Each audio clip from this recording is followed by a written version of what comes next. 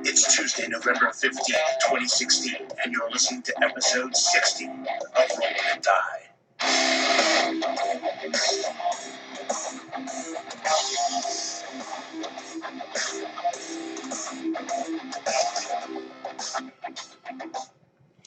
All right, everybody, that was the intro for Roll Up and Die, a podcast by a couple of the big members of the community around here, and this is a video response to episode 60, the intro you just heard, about cartographers. Basically, this was a Round the Town episode where they talk about how you could use cartographers in your campaign, and I think the guys did a really great job. I love cartography inside my games. Let me silence my phone real quick here. I love cartography inside my games. I think it's a really important part of the world, so let's just jump right in. So first off, I want to say it was a great podcast. You should definitely take the time to listen. It's about an hour and 5 minutes or so, and I load it up on my phone, and I'll play it inside the car, so just put a Podbean on and then throw it inside there, and I'm getting text messages from my boss, so ignore those. But essentially, they talked about how you could use cartographers in there. So this conversation is going to build on what they talked about. I'm not going to really do too much recap because I think you should listen to what they have to say and then just add mine as additional information to help you use cartography in a different way. So a little bit of background on me. My degree is actually in studio art, but how I began my art career, if you would, was actually with a set of drafting tools that my mother gave me, who she was going to school originally to be a draftsman. And so I started off drawing, and to this day I prefer a drafting pencil to actually a lot of art pencils, because I can get the same lead for a drafting pencil, but I just like the grip of it a little bit better than I do for some of the other like drawing pencils. There's a few that I prefer for other objects, but a lot of times I resort to my drafting tools even in art, and so it gives me kind of a unique flair for my artwork. That being said, this is not a conversation about art. This is more about mapping. The other thing that I have in my background that will help out particularly to this topic is when I was in the Navy, I was a radioman, which is part of the navigation department, and while I didn't directly work with the maps, I had a working knowledge so that if it became necessary, I could then come over and work with the maps, because of personnel going down or missing or things like that. We have to be trained in multiple departments. So I learned a good deal amount of stuff to do with maps, just like any other sailor really does. So I want to talk about cartographers and how they have to deal with sailing. They kind of touched upon it in the podcast, and I think it's a neat area that could be explored a little bit more.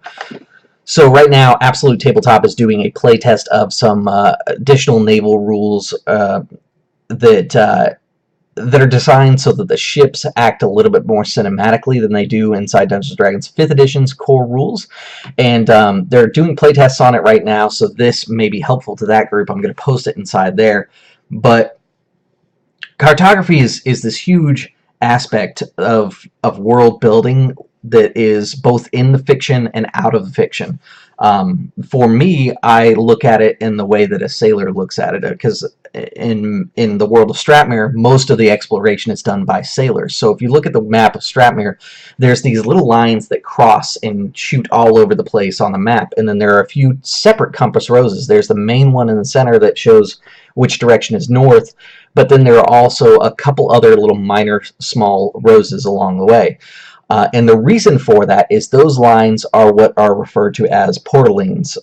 Portalines are basically lines that you can use to triangulate position on a map, if you know where that location is. And so maps are drawn and the lines are done so that you can kind of triangulate. And there's actually a problem with portalines, which makes me love them. They were really used in ancient world sailing maps because at the time we thought the world was flat. So the idea of creating these lines to triangulate your position, it works first off, but it doesn't work in the degree that people thought that they did.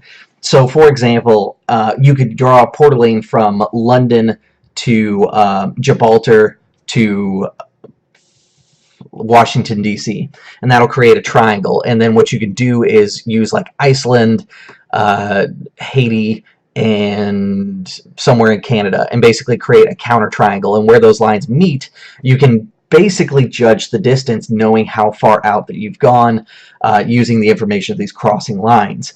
It would work perfect in a flat world. However, in a round world, those lines are not exactly straight. They go with the curvature of the Earth. So Port of Lanes have gone out of practice. And so I really like it for ancient world maps, especially worlds where people maybe have an understanding of how the world is round, but don't necessarily understand that their lining system doesn't really work 100% the way it's designed.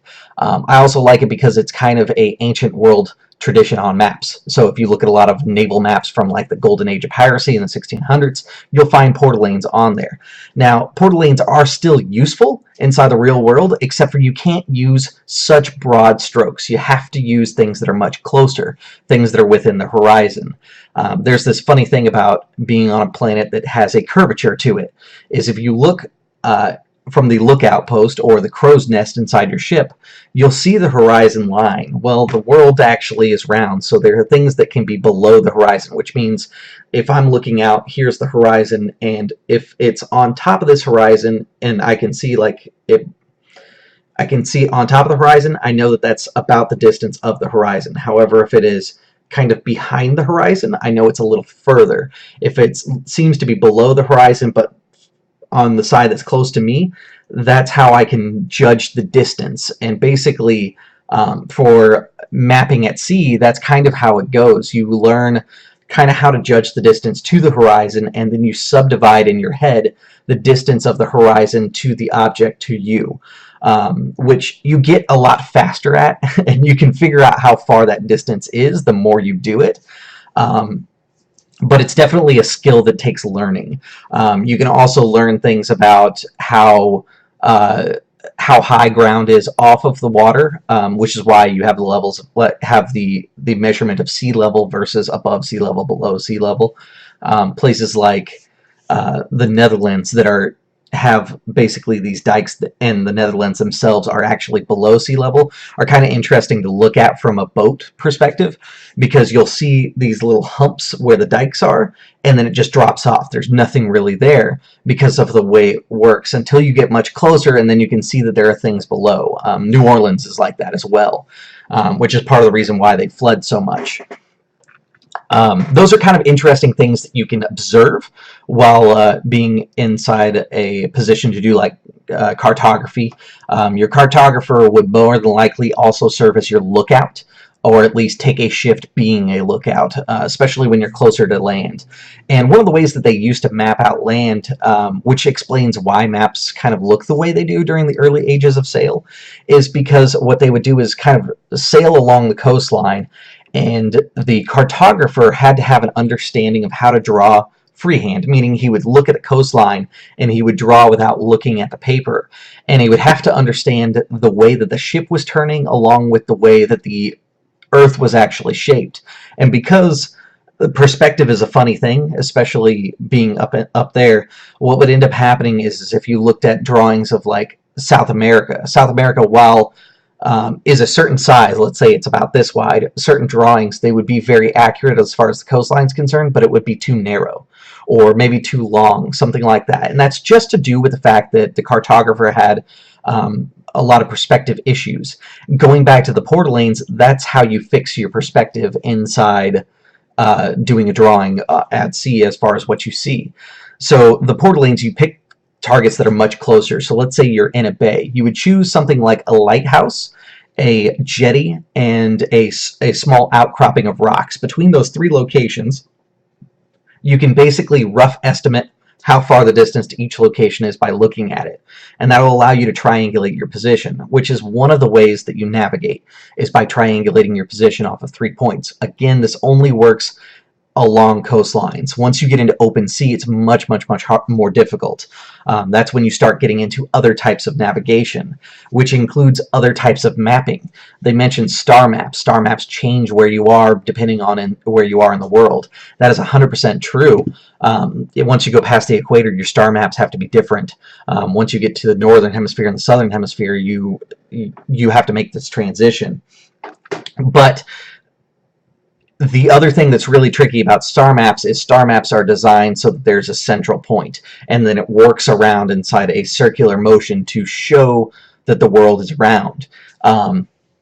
Which, going back to this idea that if your world is flat, your star maps might look a little different because they might not be drawn in a manner that makes it appear to be round like our star maps in the real world are.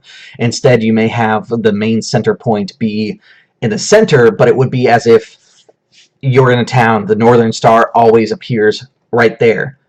Well, that's going to be the center of your map, and you're going to draw everything that you see around you. But because it's not in a dome-like kind of drawing, it may appear a little differently. You might not draw it in kind of a swirl pattern. It also depends on your region of the world and how the mountains are, basically. Which is all interesting stuff to kind of explore and think about when you do your world building. Another thing that you can map, they mentioned mapping animals like the local fauna instead of just mapping the region, because you'd have to map the region to map the fauna inside the region, or at least start with good maps of the region. Well, that's 100% true for sailing as well. Real world nowadays, for sailors, if we witness a right whale, we have to actually call that in, we track it, and because they're endangered, we feed that information back to a national database that tracks these right whales, because there's not a lot we really understand about them. And we're just trying to keep them in the world at this point, being endangered. Games like Blue Planet are 100% focused around this idea of conservationism. So your cartography could also be focused on conservation efforts, whether it's local fauna or flora even. If you look at Charles Darwin, when he went to the Galapagos Island, he actually did maps of not only the islands, but also the local flora and fauna. And that actually helped him to develop the idea of evolution and how it works out, because these maps supported his theory. And basically, they provided some sort of hard evidence that there was a transition or a change depending on the climate and temperatures on each island, and the generation gaps in between. You could have somebody exploring something like that inside your world, because basically the whole thing is the meticulous nature of being a cartographer provides you certain empirical data. They also mentioned that cartography led to the study of geography, which is 100% true. The other thing that cartography eventually led to inside our world is actually like undersea mapping, which is this kind of crazy, huge, undetermined thing, because there's so many areas of the ocean that we just can't get to the bottom of, so we don't really understand exactly what they look like. Our inner space is almost as mysterious as our outer space. The only benefit, though, is in outer space we can use telescopes to look at that sort of thing. For inner space or sea, it's very hard, because submarines that actually have windows on them are not rated for certain depths, and because of the window textures and things like that, it's harder for them to go as deep as some of the ones that have none.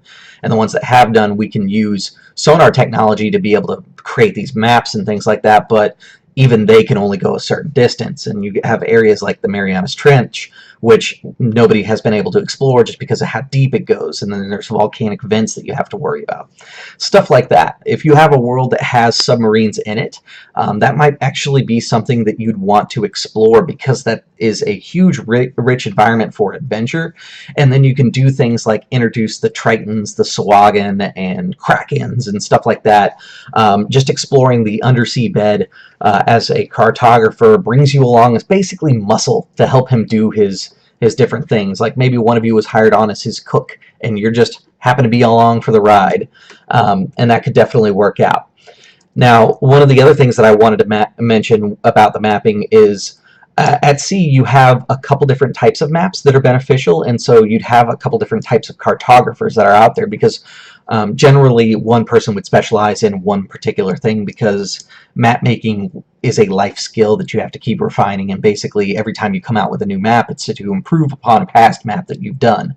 So for most map makers, when they picked a region, they focused on a region, because then they could make the best map possible, increasing its value in their name. So, for example, Elgrod, who is the narrator for the podcast that I've been doing, Whispering Stones, he is a cartographer. By profession, by class, he's a bard, but he has taken his wealth and bought himself a ship, and he's basically gone around the world, both during the rainy seasons and during the dry seasons, to map out a general map of the world. He's the only person that's done it, and the map that you see when you go to my City of Brass page or even the Drop Dice website is Elgrod's map, his latest one that he's come out with, which is worth at least 1,000 gold pieces. It's actually a very rare thing to see. Usually people have pieces of his map, or reproductions, but the one that I posted on the website is intended to be his personal map. So Algrod is a person that is actually a character in the world and doing things. He's not only doing the podcast per se, but he's also mapping, and the podcast is basically his journey while mapping, learning stories and talking about them, and he's kind of writing down these regions as he goes through them, and we'll see more of that as I continue once I get my podcast stuff back up. Unfortunately, when the computer crashed, I lost a lot of things for YouTube and the podcast entirely.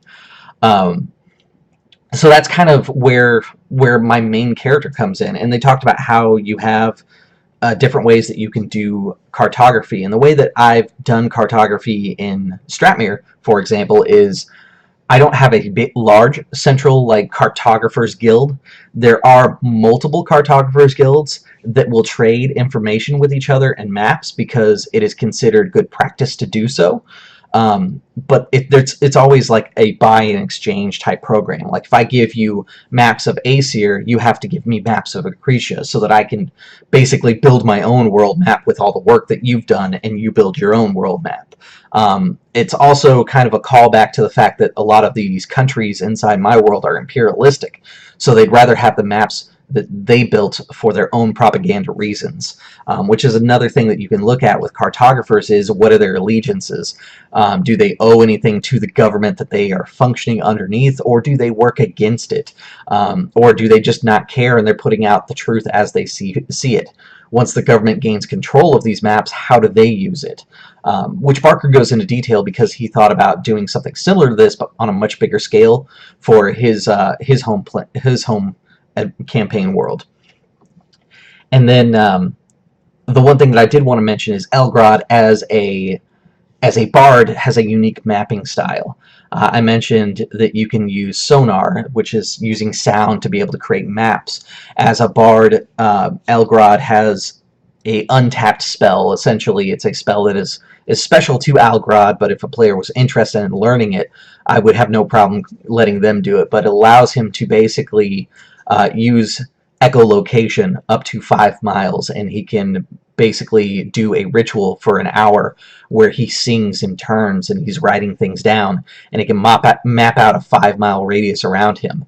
The spell itself I'm going to probably end up calling music map or something like that, and it'll probably be like a level 5 or level 6 spell, just because I don't think it's super powerful, but it is super handy at the same time. So if you can basically sing out this song and map out 5 miles around you, it's very handy, but it wouldn't be something that everybody has. A lot of the cartographers in my world are just normal cartographers out there with sextants, compasses, and a few other tricks and trades like surveying equipment, which I would definitely recommend if a player's interested, having those items inside their inventory so they can do that sorts of things.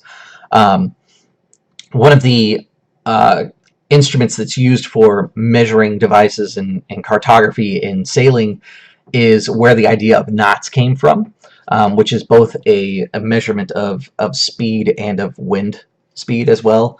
The original term came from the idea of basically putting knots in a rope and feeding it behind your ship, and the drag created tells you how many knots a ship goes. It's also used for measuring depth, which is basically the same principle. It's a rope that's been marked, and you drop it below with a weight until the rope kind of sags a little, and then you pull it till it's taut and the weight is about to be lifted off the floor bed. Once you do that, you have an idea of how deep the water is underneath you to measure depth. So if you were doing a topographical sea map, that is how you would do it unless you had some sort of echolocation type sonar device. which could totally be something that could exist in your world, whether magical or mechanical. So those are basically the main things there. But as far as different types of maps goes for sailing, these are the kind of things that you'd want to think about. There would be wind maps. There would be fauna and flora maps, because some of those resources might be useful, like knowing where kelp beds are, knowing where different sea creatures would be found are going to be helpful for your people that are on land. Also knowing where a coral reef is, because that's dangerous to your ship, along with like a kelp bed could be dangerous to your ship. So having those areas marked properly on maps is pretty much invaluable. And then you would also have wind maps, flora, fauna. You would have swell maps or tide maps, basically showing those are more of like an almanac type entry. Essentially, it shows that a tide could be from this point to this point, and it gives you a general idea of what the tides should look like. Farmers' almanacs are actually really good examples of this. They are set out at the beginning of the year using some old practices and traditions that are fairly accurate. And if your world adheres to certain basic fundamental laws of nature, you probably would have something like that, some sort of farmer's almanac that could tell you when the sun rises, sun sets, how the tide works, and what to expect. Where it gets a little weird is if your planet has multiple moons. Stratmere does. So it is its own moon, or it is a moon, so it is different because of the tides, and that's part of the reason for the dry and the wet seasons, which are predictable inside the world. So those are mapped, and people know exactly when to come back and forth on that. So those are the basic maps that you'd want. You'd also want star maps for navigation for long travel. The other thing that you could use is there's certain mythological things, like the Viking sunstones, which it's hard to say that it's myth at this point. They've found stuff that leads them to believe that sunstones existed, but they're not really sure exactly how or what they were, because they haven't been able to reproduce it. But essentially the idea of a sunstone was it was a piece of like gem, like a quartz, that was in kind of a glass sheet, and you could hold it up when there's low fog, because in England and the Baltic Sea area, there's a lot of fog that clings to that water. If you held it up, it could actually show you basically where the sun was, and you could use the sun to navigate, which is another form of navigation that you can utilize. So a map tracking your sun. If you have multiple suns, that could be hugely important. Things like Dark Sun, where you have multiple suns and multiple moons. Those maps alone could really change how you actually navigate. You may not even worry about the stars. You may only worry about how the suns and the moons are aligned. And to be able to map out these 3 moons and 17 suns, you have to break out this huge book and kind of cross-reference what you're seeing, and basically you have to create a map on the ground to reference to your book so that you can figure out exactly where you are and what time of day it is, that kind of nonsense. It's again totally dependent on your gaming setting. With that said, that's pretty much all of the major things that maps get used for at sea. But like I said, each one of those things is going to probably have a cartographer that specializes in it, because it's a lifetime of work.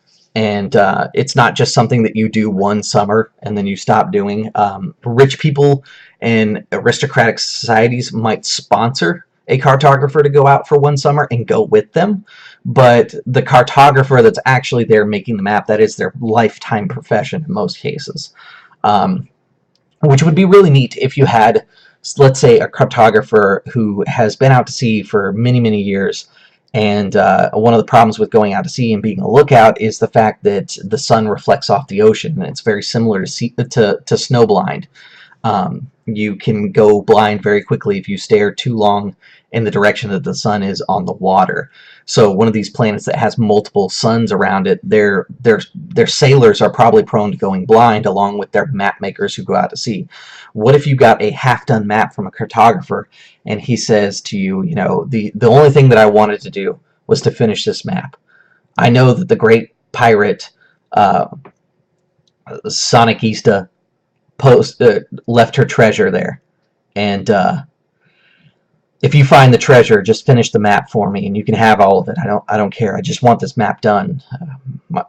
It was my dream, and it was my dream that my son would finish it, but he's turned away from the family business. So that gives the players something to do, and it gives them a chance to kind of learn cartography. It gives them the treasure to look forward to, and the unknown mystery that comes with those islands. For a great example of kind of traveling in the unknown and where cartography might be a good payoff is think about the Iliad. When Homer's trying to travel home, in the Iliad and the Odyssey, basically he goes through these islands that are somewhere between the reality of the gods and the reality of man. And those islands, they'd have to map out to make sure that they're not going backwards in circles and things like that. So definitely things to look at and consider in your campaigns. If you have any questions about any of these things specifically, and you want to hit me up inside the chat, I'd be more than happy to answer them.